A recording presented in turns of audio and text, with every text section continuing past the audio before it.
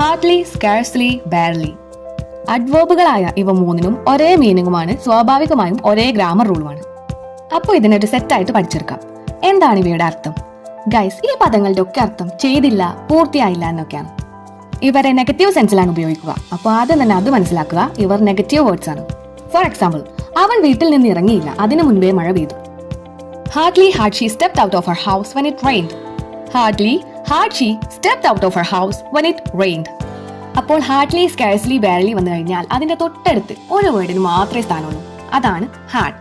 പിന്നെ ഹാർഡിന്റെ തൊട്ടു പിന്നാലെ വരുന്ന വെർബ് നിർബന്ധമായും V3 ഫോമിലാവണം. ഒരു കാര്യം കൂടി ശ്രദ്ധിക്കണം, എപ്പോഴും ഈ സെന്റൻസുകളിൽ കണക്റ്റഡ് ആയി വരുന്ന വേർഡ് വെൻ ആണ്. സോ ഇവയുടെ grammar rule hardly had plus subject plus V3 plus when plus V2. ഹാർഡ്ലിക്ക് മാത്രമല്ല സ്കാഴ്സ്ലി, ബാരലി ഇവ മൂന്നിൽ ഏത് വന്നാലും ഈ റൂൾ തന്നെയാവും. ഞാൻ ഒരു എക്സാമ്പിൾ ആയിട്ട് ഹാർഡ്ലി ചൂസ് ചെയ്തെന്ന് മാത്രം. ഫൈനലി ഈ റൂൾ ഒന്ന് മനസ്സിൽ ഫിക്സ് ചെയ്യാം.